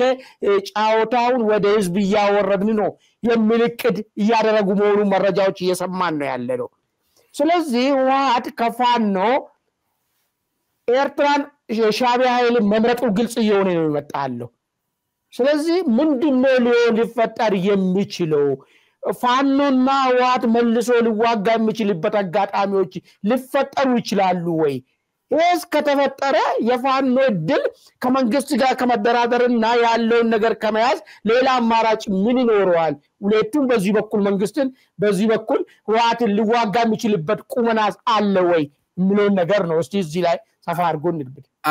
አይ ዶንት ቲንክ አሁን ባለበት ሁኔታ የአማራና የትግራይ ኃይሎች ይዋጋሉ እነዚህ ለሁለት ቦታዎች ጸለምት ራያ የመሳሰሉ እኔ የሚሆን አይመስለኝም። ጦርነት የሚመጣ አይመስለኝም። በመጀመሪያ ደረጃ የትግራይ መንግስት ወደ ጦርነት ለመግባት ይሄ የሚያስፈራሩት ነገር አላቸው። ትዝልህ እንደሆነ 200,000 መሳሪያ የያዘ ኃይል አለን። በአንድ ሳምንት ወደ ኖርዝ አስመራ ድረስ ወደ ሳውዝ አዲስ አበባ ድረስ የምንገባበት ኃይል አለን። እንኳንስ የኢትዮጵያ ኃይልና የኤርትራ ኃይል ይቅርና የጠቅላላ የምስራቅ አፍሪካ ኃይል ተባብሮ እንደመስሰዋለን ይሉ ነበር በግልጽ ይወጡ። ማንተኖቻቸው ምንድነው ሊደሮቻቸውና ትልልቅ የሚባሉት አክቲቪስቶቻቸው እንደዛ ሲሉ ነበር። ከዛ በኋላ የሆነውን አይተናል። በርግጥ ሁሉም መሳሪያም አልመለሱም። ካሁን በኋላ ግን እንደዛ የሆነ ጦርነት ውስጥ ለመግባት ሎጂስቲክስም ያላቸው አይመስለኝም። የህዝቡም ሶሻል ሳይኮሎጂ ካሁን በፊት ይደግፋቸው እንደነበረው የለም። ከነጭራሽም ጦርነት ውስጥ እንዳታስገቡን የሚል ነው። ችግሩ በእነዚህ በቲፒኤልኤፍ እና በአማራው በኩል ያለው መሰረታዊ ችግሩ ያለው ትግራይያን ኃይሎች ጋር ነው። በርግጥ ራያን እና እነዚህ አሁን የሚዋጉባቸው ወይም የሚጣሉባቸው ሁለት ቦታዎች በ1980s መጀመሪያ ላይ or late 1970s ድረስ አማራ ሪጅን ውስጥ ነበሩ፣ ጎንደር ሪጅን ውስጥ ነበሩ። ያኛውም ደግሞ ወሎ ውስጥ ነበር። በኃይልን የወሰዱት ኮንስቲቲዩሽኑ የኢትዮጵያ ኮንስቲቲዩሽን ሲወጣ እና በሪጅን ሀገሪቷ ስትከፋፈል በዛን ጊዜ ለ10 ዓመት እነዚህ ሁለት ቦታዎች ትግራይ ውስጥ ነበሩ በኃይል። ስለዚህ በኮንስቲቲዩሽን የተፈጠሩ ሪጅን አይደለም፣ በኃይል የተወሰዱ ናቸው። ሲወስዱ ደግሞ በዛን ጊዜ ከነበረው በኮንስቲቲዩሽኑ ካሉት አካላዮች ኮንስቲቲዩሽኑን ጥሰው ነው የወሰዱት። አሁን ተመልሰው የነሱን ሪጅኖች መውሰድ ኮንስቲቲዩሽኑን መቃወም ምንድነው ቫዮሌት ማድረግ ነው ብለው አርጊው ሊያረጉ የሚችሉበት የፖለቲካልም የሞራልም ግራውንድ የላቸው። እነሱ ሲነጥቁ ኮንስቲቲዩሽኑን በዛን ጊዜ የነበረውን ኮንስቲቲዩሽን ቫዮሌት አድርገው ነው የወሰዱት። ከዛ በኋላ ከ10 ከ15 ዓመት በኋላ ነው አዲስ ኮንስቲቲዩሽን የተፈጠረው። ያም ኮንስቲቲዩሽን ትግራይ አማራ ምናምን ይላል እንጂ ቦርደር አይወስንም። ሆኖም ግን በአድሚኒስትሬቲቭ ደረጃ ለ15 ዓመት በኃይል ይዘውት የነበረው እንዳለ ቀጠለ። የነዚህ የሁለት ሪጅኖች ችግር አሁን ባለው ኮንስቲቲዩሽን እና አሁን ባለው ገቨርናንስ ስትራክቸር ሊፈታ አይችልም። ሊፈታ የሚችለው ከዚህ ሲስተም ውጪ ነው። ያ ደግሞ የፖለቲካል ፕሮሰስ ነው የሚያስፈልገው። ስለዚህ በአሁኑ ጊዜ የምታየው በአንድ በኩል በተለይ በቲፒኤልኤፍ በኩል ከአንዳንድ የፋኖ ኃይሎች ጋር የመስራት ቴንደንሲ አለ። አንዳንዶቹ የፋኖች ደግሞ መጀመሪያ የነዚህ ሁለት ሪጅኖች መስማማት አለብን። ያ የምንስማማው ምንድነው? አሁን ባለንበት ስታተስ ኮ ይዘን ሰላም ከተፈጠረ በኋላ በፖለቲካል ሚንስ እንፈታዋለን በሚለው ሳንስማማ ከናንተ ጋር አብረን መስራት አንችልም ተባብለው እንትን የሚሉበት አሉ። አሁንም የምናየው ምንድነው? ሁሉም ሾርት ተርም እንትን ላይ ነው ፎከስ ያደረገው። በአሁኑ ጊዜ ትግራይ ሊተራሊ ያለ ከምትል የለም ልትል የምትችልበት ቦታ ላይ ነው ያለው። ህዝቡ በጣም ሰፈር እያደረገ ነው። አድሚኒስትሬሽን እንኳን ማድረግ የሚችልበት ቦታ ላይ አይደሉም። ልክ አሁን ጌታቸው ላይ የነበረው አይነት ችግር አሁን ደግሞ ታደሰ ላይ ችግር አለ። ከቲፒኤልኤፍ ጋር መናቆር ተጀምሯል በአማራውን በኩል ከቲፒኤልኤፍ ጋር እነዚህን ነገር ሳይፈቱ አብረው ሊሰሩ የሚችልባቸው ጠባብ መንገዶች ናቸው ያሉት ከኤርትራ ጋር ያልከው is a very interesting thing ባለፈው ጊዜ በጦርነት የኢትዮጵያ ወታደርና ከቲፒኤልኤፍ ጋር በነበረው ጦርነት ጊዜ በግልጽ የኔ ፖዚሽን ምንድን ነበር የኢትዮጵያ መንግስት ሙሉ መብት አለው ከትግራይ ጋር ከኤርትራ ጋር ለመተባበር ችግሩ ምንድነው መካድ አልነበረበትም መጀመሪያ ላይ መካድ አልነበረበትም በግልጽ ወጥቶ ያ እንደዚህ አይነት ምንድነው የዲፌንስ ኮኦርዲኔሽን ፓርትነርሺፕ ፈጥረናል ሁሉም ሀገር የሚፈጥረው ነው ብለው ማለት ነበረባቸው የሚል ነበር እምነቴ አሁንም የአማራው ኃይል ከኤርትራ ጋር መስራት ቢችል እሰየው ነው መቀበለው ምክንያቱም አማራው ላይ የህልውና ጥያቄ ነው ያለው ባሁኑ ጊዜ ሊያጠፋው የሚችል ኃይል እያለ የኦሮሞ ያህን በሆኑ ስልጣን ላይ ያለው የኦሮሞ መንግስት አብይ የሚመራው ከቲፒኤልኤፍ ጋር ሆኖ ማነው ከኤርትራ መንግስት ጋር ሆኖ ሌሎችን ካዳከመ በኋላ አሁን እንደገና ሌሎችን ሰብስቦ ኤርትራን ለመምታት እየተዘጋጀ እንዳለ ሁሉ ዛሬ አማራ ከአብይ ጋር ሆኖ ኤርትራን ቢወጋ ኤርትራን ጉዳይ ከጨረሰ በኋላ አብይ መጀመሪያ ተመልሶ የሚዘምተው አማራው ላይ ነው ይሄንን አሳይቶናል ስለዚህ አማራው ከኤርትራ ጋር ቢወግን it's logical it's strategic ምክንያቱም ያለው መንግስት ኢትዮጵያ እስካሁን ድረስ አይታ የማታቀው ኤግዚስቴንሻል ትሬት ውስጥ የከተተ መንግስት ነው ይሄ እኔ አመለካከት ነው ስለዚህ ከኤርትራ ጋር መስራታቸው ቲፒኤልኤፍ በጣም ጥሩ ምናልባት ቅድም ያነሳውት ይሄንን ነው እንግዲህ ሶስት ኃይል ያለው ቲፒኤልኤፍ ከኤርትራ ጋር የተለያየ እንቅስቃሴዎችን ጀምሯል ምንም የሚካድ ጉዳይ አይደለም ይሄ ፋክት ነው የሚወጡ መረጃዎችን የሚያሳዩ የቲፒኤልኤፍ ወታደራዊ መራሮች እስከ ሰናፌ ድረስ ባረንቱ ድረስ ይሄዳሉ የተለያየ እቅዶች የተለያየ ነገሮች ይነደፋል በዛው ልክ የኤርትራ ጀነራሎችም እንደሚገቡ ይታወቃል አሁን ነጥቡ ፋኖም which is fact ነው በዚህ ጎንደር አካባቢ እንቀሳቀሱት ሄዶ ከኤርትራ ምድር ላይ ሰልጥኖ እስከመጡ ትጥቅና ዝንቅን ይዘው እስከመምጣት ድረስ እንደሚመጡም ይታወቃል ይሄ ምን ጉዳይ ማለት ዝም ብሎ አደባባይ ምስጢር ነው ማለት ነው አሁን ፋኖና ቲፒኤልኤፍ መስቀለኛ መንገድ ነው ያሉት ምንድነው የግድ አሁን የወጣው ድርጅቱ እንኳን ካስቀመጠው ነገር ውስጥ የህልውና አደጋውን እንዲጋራት ካደረጉ ነገሮች ውስጥ መዋቅራዊና ትርክት ነው የሚለው ትርክቱ ምንድነው ቲፒኤልኤፍ ይዞ የመጣውን አማራ የሚባል ጮቋኝ መደብ ብሎ ያመጣውን ቲፒኤልኤፍ ያን ለመለወጥ ዛሬም ዝግጁ አይደለም እነዚህ ልጆች ፋኖች ደግሞ ዛሬ መሄንንኛ ዋጋ አስከፈለን ይሄ ነው ያሉ ነው ያሉት ስለዚህ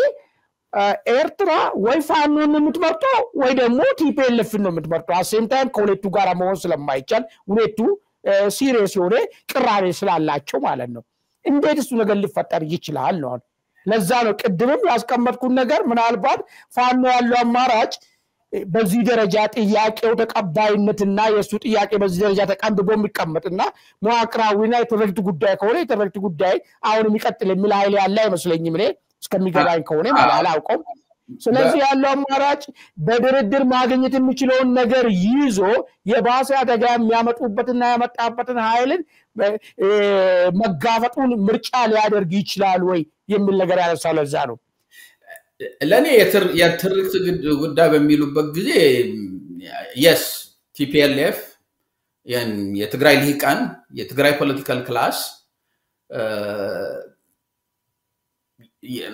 አንዱ አቀንቃኝ ነው ወይንም ደግሞ ያንን ትርክት ፈጣሪም ጭምር ነው ያ ደግሞ ወደ ኦሮሞ በመተድበት ጊዜ ከነጨራሹም ያ ትርክት on steroids ነው ያለው ትግራይ ውስጥ አኖሌ የሚባል ሐውልት አታይም ወይንም ደግሞ አማራ በደለን የሚል ሐውልት ሰቅለው አታይም እውነትም ይሁን ውሸት ለፖለቲካ ይጠቀሙበታል ግን በዚህ አማራ ላይ በጥላቻን በመንዛት አማራን ላይ ያንን ናሬቲቭ ወይንም ደግሞ ትርክትን በመፍጠር ደረጃ ቦዝ የትግራይ የቲፒኤልኤፍ የኦሮሞ መንግስት በመተመለከተበት ጊዜ ኢን ዲግሪም ኢን ሰብስታንስም የተለያዩ ናቸው ግን እኮ ያኛውን እኮ ያመጡት እኮ አይደለም አይ ግልጽ ስለዚህ እነሱ ስላልሰቀሉ ሐውልት ስላልሰሩ ጥሩዎች ናቸው ወይ ደግሞ በዚህ ደረጃ ክፋት የላቸውም እንዳንል ይሄን ሐውልት እኮ እንዲሰራ እኮ ያደረጉት እኮ እነሱ አይደለም ወይ ቲፒኤልኤፎች ናቸው እኮ ቲፒኤልኤፎች ይዞ የመጣው እኮ ትርክት እኮ ነው በኋላ አካል እንዲኖረው ታስቦ ሐውልት እንዲሰራ የተደረገው ነገር ማለት ነው ከዚያ ሐውልት ጀርባ ቲፒኤል ትልቁ እኮ ቲፒኤልኤፍ ሰይጣንን እኮ የምናየው ከዚያ ሐውልት ጀርባ እኮ no the point I'm making is as far as አሁን ምናወራው ትርክት በሁለቱም ቦታ አለ በኦሮሞም ውስጥ በትግራይም ውስጥ አለ ኢምፓክቱ ግን ትግራይ ውስጥ ካየነው ጥፋት የበለጠ በዛ ትርክት የተነሳ በትግራይ መንግስት ጊዜ ከነበረው ወይንም ትግራይ ውስጥ ከነበረው የበለጠ የምናየው በኦሮሞ መንግስትና በኦሮሞ ሪጅን ላይ ነው ኢምፓክቱ ግድያው መፈናቀሉ በቲፒኤልኤፍም ጊዜ ነበረ ግን በቁጥሩን ተመልከተው የተገደለው ምንድነው ያመጣው እሱን ቆዩ እዚህ ጋር አንዴ ላስቆሙት ይሄንን ግድያ ሰው አይምሮ ውስጥ እንዲፈጠር ጥላቻው እንዲፈጠር ከዛ ጥላቻው ደግሞ አድጎ ወደ ግድያ አንዱ ወደ ማፈናቀል ምናምን ደርስ ያደረገው ምንድነው መነሻው ሩት ኮዙ ምንድነው ሩት ኮዙማ የዘር ፖለቲካው ነው የዘር ፖለቲካውን ይዞ መጣና እኮ የኔ እኮ አጥቶ እኮ ኢትዮጵያ ውስጥ ኮንትሮዲዩስ ያርጎ 27 ዓመት ስልጣኑ ላይ እኮ ያስቀመጠው ቲፒኤልኤፍ እኮ ነው እኮ የዚህ ሁሉ ባለቤት የሰነዱ ባለቤት እኮ ቲፒኤልኤፍ ነው ሌላው ሰሚ ነው ሌላው የቲፒኤልኤፍ አሽከሮ ነው ወይ እንደገና ተቀበለው no የኦሮሞ ይሄንን ትርክት አንለስ እነ ጀዋሪ ቲፒኤልኤፍ አሽከር ናቸው እነሱ ትላንትና የተፈጠሩት እነሱ ትላንትና ነው ነው ያወራውት ያለው ምን በ1983 የመጣውን አብዮትን እኔ ደግሞ ኦሮሚያን እንዲያስተዳድር የተቀመጠው ኦፒዲዮውን አማራ ክልልን እንዲያስተዳድር የተቀመጠው ባድን ሲያራምድ የነበረው ሐሳብ የማንን ሐሳብ ነው ወደ ኋላ ተመለስ እንዴ የዘር ፖለቲካ የተጀመረው ከቲፒኤልኤፍ በፊት ኮኤልኤፍ ውስጥ ነው ቲፒኤልኤፍ ኮኤልኤፍ በኋላ የመጣ ኃይል ነው የዘር ትርክት የተጀመረው በኦኤልኤፍ ነው እኔ አንዱን እንትን አደረጋ አይደለም ሁለቱም የትግራይ ልሂቃንም የኦሮሞ ልሂቃንም እንዲሁም ወደ ኋላ ተመልሰ ከ1970s ጀምሮ የተመለከትክ እንደሆነ የታወቁ ሜጋዚኖች እና ይሄ አርቲክል የሚጻፍባቸው አልቀበል ስላሏቸው ጽሁፋቸውን የኦሮሞና የትግራይና የኤርትራ ኢንተሌክቹዋሎች ሆነው የኢስት አፍሪካን ጆርናል ምናምን ይያሉ አብረው ነበር የሚጽፉት ቲፒኤልኤፍ የመጣው እንዲሁም በኦሮሞ ትርክት ጀርባ ላይ ቆሞ ነው የመጣው እንጂ ቲፒኤልኤፍ የዚህ የዘር ፖለቲካ አቀንቃኝ የኦሮሞ ኃይልና የኦሮሞ ኢንተሌክቹዋል የዛ ቪክቲም አርገህ ማቅረብ ፍጹም አትችልም ሁለቱም እኩል ነበሩ ለኔ ልዩነቱ ያለው ኢምፓክቱ ላይ ነው ልዩነቱ ያለው በቲፒኤልኤፍ አገዛዝ ጊዜ የነበረው ህዝብ ላይ የደረሰው ሰቆቃ ምናምን በትግራይ በአማራ ላይ የደረሰው አሁን ካለው ጋራ ፍጹም ሊመጣጠን አይችልም ነው ስለዚህ ወደ ጥያቄ ስመለስ በርግጥ የአማራው ኃይል ከቲፒኤልኤፍ ጋራ ወይንም ደግሞ ከትግራይ የፖለቲካል ክላስ ጋራ የማይፈታ አይነት ቅራኔ አለው ከዛ ያላነሰ ደግሞ ከኦሮሞ ልሂቃንና ካለው መንግስት ጋራ የማይፋታ እንትን አለው ስለዚህ if your question is አሁን ትግራይ ጋር እንደዛ አይነት ያማራው ልሂቅ ወይንም ያማራ የፖለቲካል ክላስ እንደዛ አይነት የፖለቲካል ሴንቲሜንት ስላለው አጌንስት ትግራያንስ ወይንም አጌንስት ቲፒኤልኤፍ ወይንም የቲፒኤል የትግራይ የፖለቲካል ክላስ አንዱ መፍትሄው ካለው መንግስት ጋራ ኔጎሺየትድ ሴትልመንት መግባት ነው የሚለው ፎልስ ፋላሲ ነው ለኔ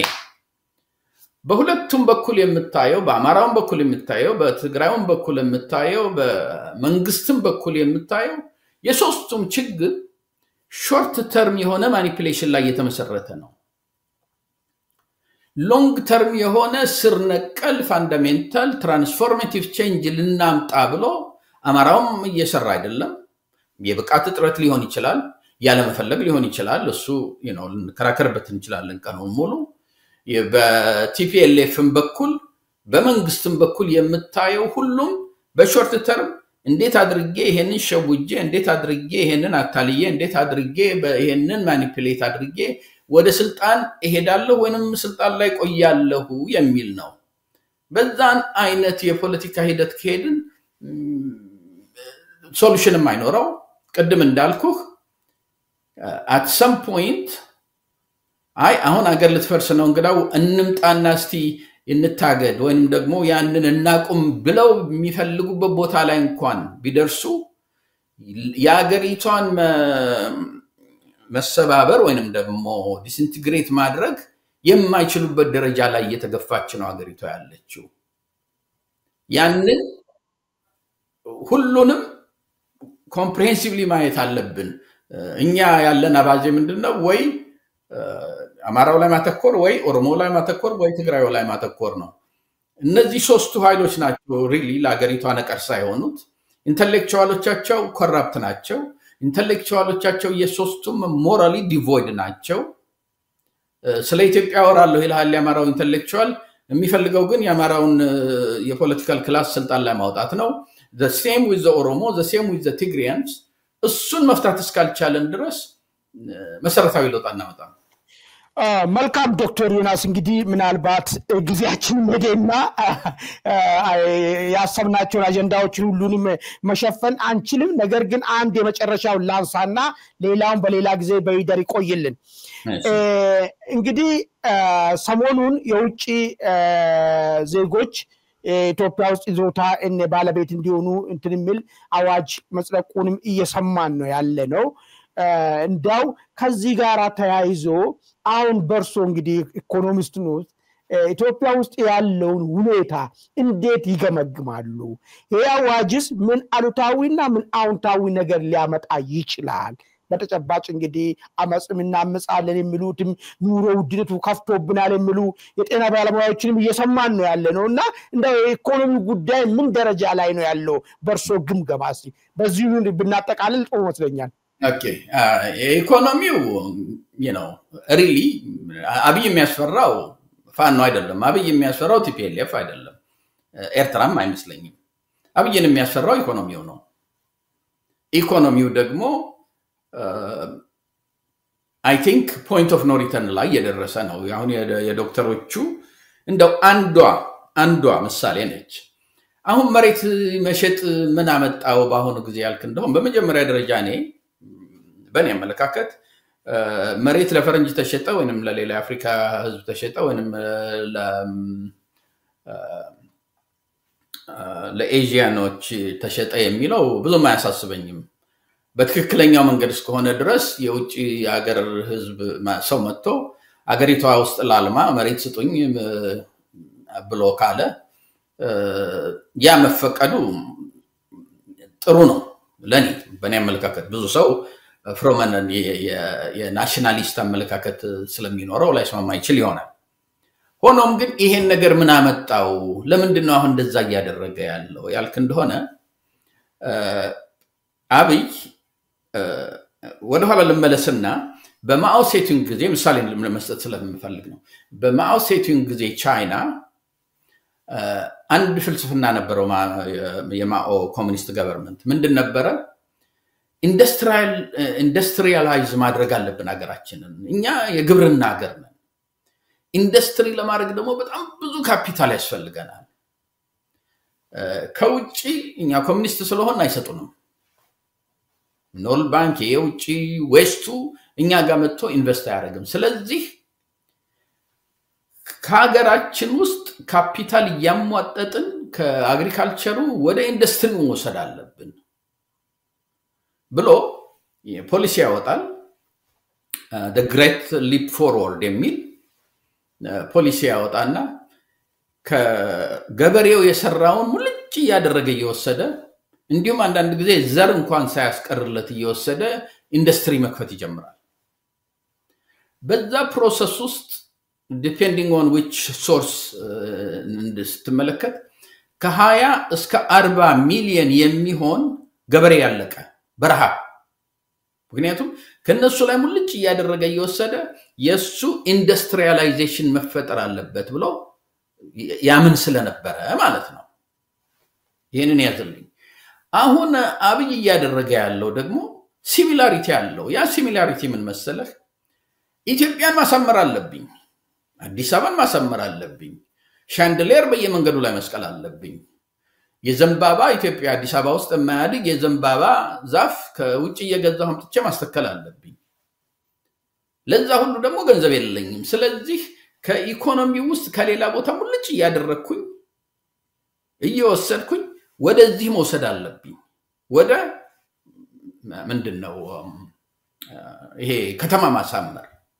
ይሄ ያ ዴቨሎፕመንት አይደለም አትሊስት በቻይና ጊዜ ኢንዱስትሪውን እየገነባ ነበር አግሪካልቸሩን የጎዳው ህዝቡ የሚበላው ያጣ እህል ወደ ውጭ ኤክስፖርት ያደረገ ከዛ በሚያገኘው ገንዘብ ነበር ኢምፖርት ያደረገ ኢንዱስትሪውን ይገነባ የነበረው ማው ህዝቡ አለቀ ግን አትሊስት ሰም ዴቨሎፕመንት ተካሄደ አሁን ኢትዮጵያ ውስጥ እየተካሄደ ግን ያለው በሙላ ከኤጁኬሽን ብትል ከሄልዝ ብትል ከካፒታል ፎርሜሽን የሚባል አለ ይሄ መንገድ ድልድይ ምናምን የምትሰራበትን ባጀት በሞላ አብይ ከመጣ ጊዜ ጀምሮ እንደ እያንዳንዱ ወደ ታች እየወረደ ነው ከዛ ወስዶ ወዴት ነው ከተማ ያሳመረበት ነው አበባ እየተከለበት ነው አሁን ምን ሆነ የኮሪዶር ዲቨሎፕመንት አለና ከተማው ሙልጭ አድርጎ አፈረሰው ይሄ ምንድነው ዛፍ ተተከለ ሳር ተተከለ ባዶ ሜዳ ያደረገው አሁን እንግዲህ ግራና ቀኝ ህንጻ መሰራት አለበት በየመንገዱ ላይ ያንን የሱ ምኞት ምንድነበር ኦኬ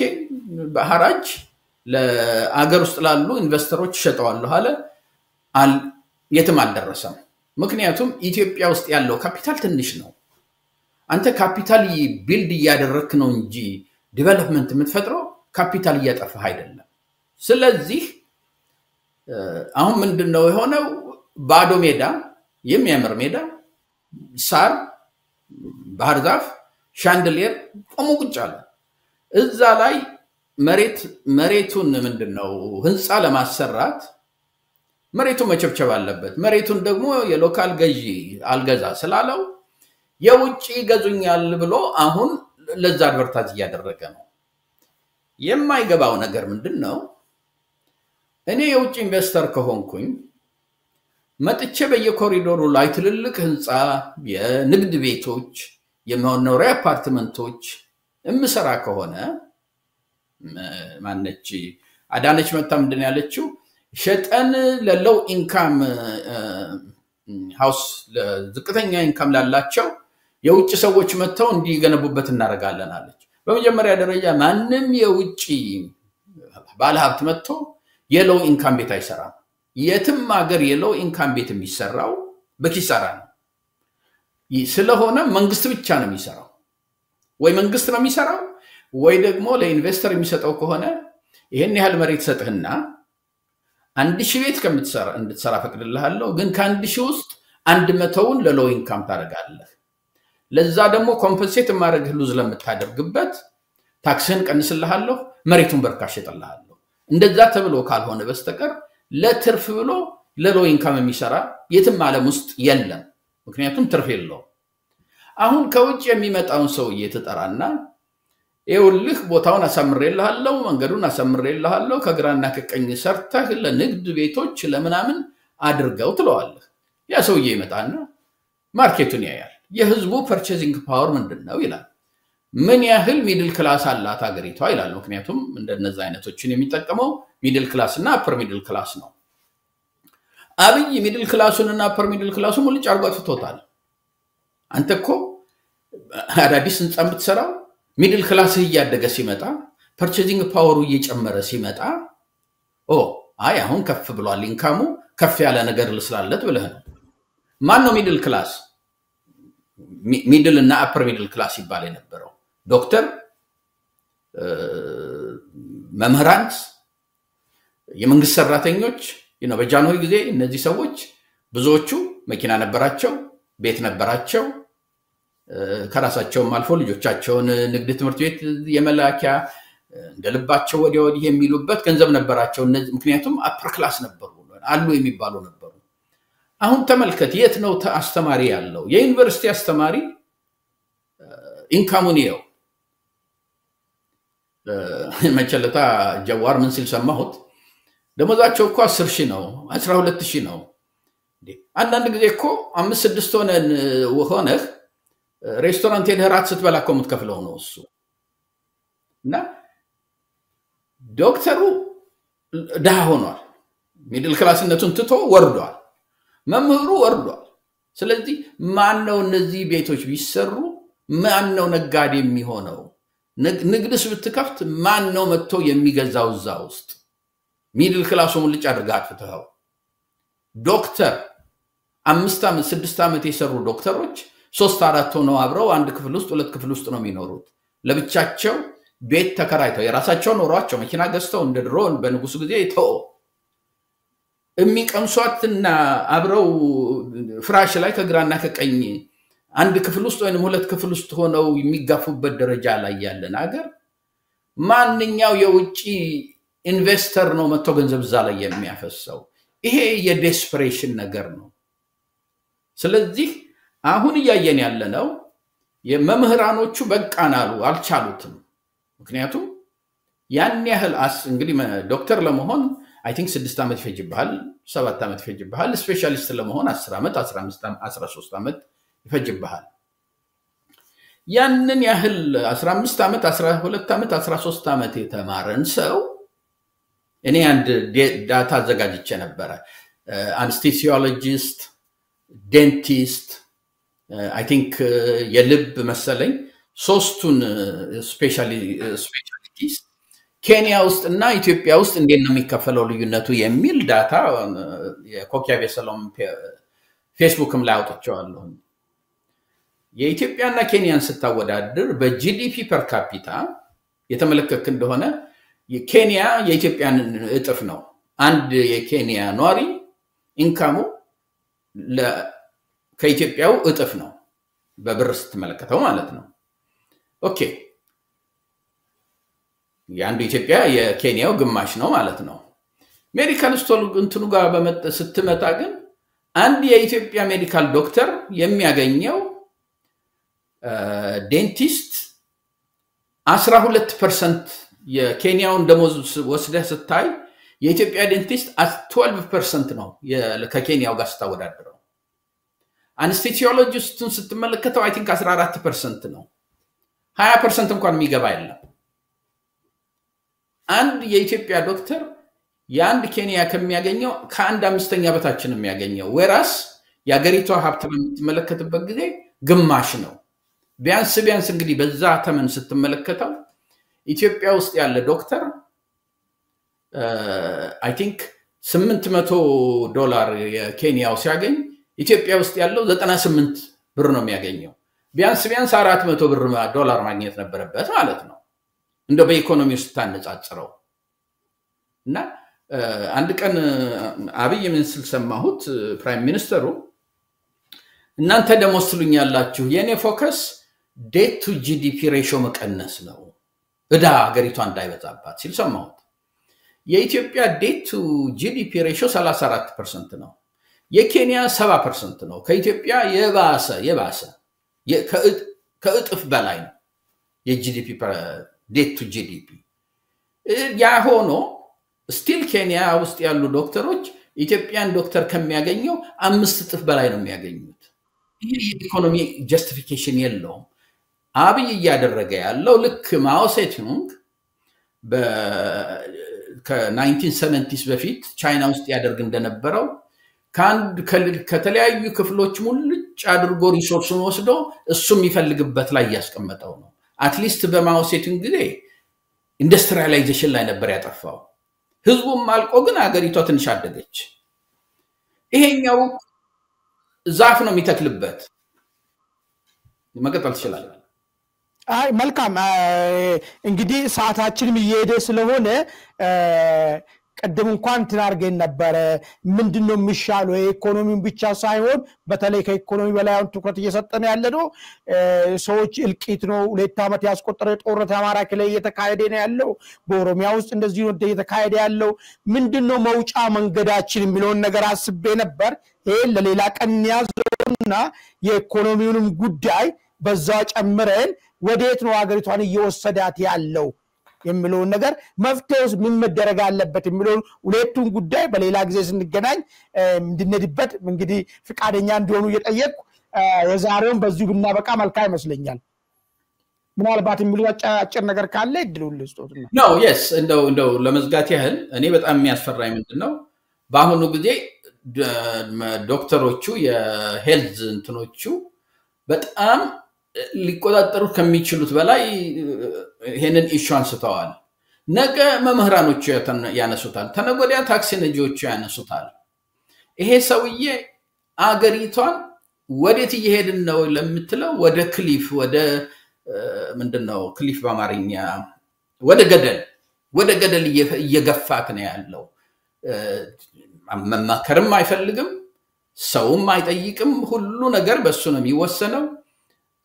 የኢኮኖሚው ነገር በጣም የሚያሰጋ ነው አሁን መምህራኖቹን አስፈራርቶም ቢሆን ኢቭን ደሞዛቸውን ደብል እንኳን ቢያደርገው አሁን ከሚያገኙት እጥፍ እንኳን ቢያደርገው አንደኛ በቂ ሆኖ ሊቀጥል አይችልም ሁለተኛ የነሱን ጥፍ ካደረገው አስተማሪዎቹ ይነሳሉ የነሱን ካደረገ ሌሎችም የመንግስት ሰራተኞች ይነሳሉ ምክንያቱም ጠቅላላው ህዝብ ደሃ አድርጎታል የ10 ቢሊዮን አሁን የ10 ቢሊዮን ፓላስ ከሚሰራ ለእንደዚህ አይነት ለድገት ለሚውሉ ነገሮች ላይ ለሄልዝ ለኤጁኬሽን ላይ ለኢንዱስትሪ ላይ ለምንድነው ስሙ ለእርሻ እንዲሆን ፈርቲላይዘር ላይ ወይንም ደግሞ ቦይ መቅደድ ላይ ቢውል አገሪቷ ቀስ ያለች ማደግ ተጀምሮ ነበር አሁን ግን ሸንሽኖ ስሯን በጥሶ አሁን ያለንበት ላይ ነው ያለነው honestly speaking እኔ የፋኖ ማያስፈራኝም የቲፒኤልኤፍም አካቺ ዘራፋ ያስፈራኝም ሁለቱም ቢሆኑ መንግስት ሊጥሉበት የሚችሉበት ሁኔታ ላይ አይደሉም አሁን ያሉት መንግስትን የሚጥለው የጠቅላይ ሚኒስትሩ የኢኮኖሚ ፖሊሲና የዓለ መስማት ነው በዚህ ሁሉ አቁምና እንግዲህ እንግዲህ ዶክተር ዮናስ ብሩ ይቅርታ